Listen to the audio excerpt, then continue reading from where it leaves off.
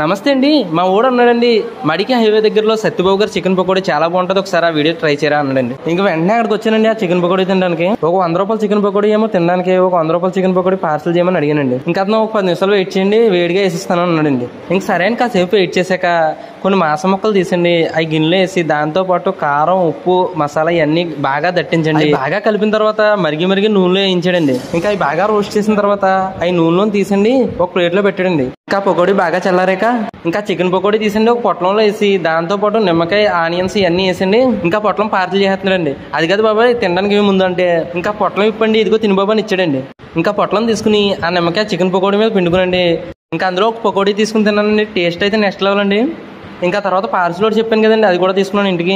ఇంకా చికెన్ పకోడీ ఇంటికి కట్టుకెళ్ళాక మా ఆవిడ మా మేనగోళ్ళు సూపర్ ఉందని చెప్పి 100 రూపాయలకి ఎంత బాగా ఇచ్చారు ఎక్కడ అని అడిగారండి. మడికి అయ్యో పక్కన అని చెప్పానండి. ఇంకా మా ఊళ్ళో అయితే ఈ పకోడీ లొట్టలేసుకుని తినేసారండి, వేడివేడిగా ఉందేమో. ఇంకా ఇలాంటి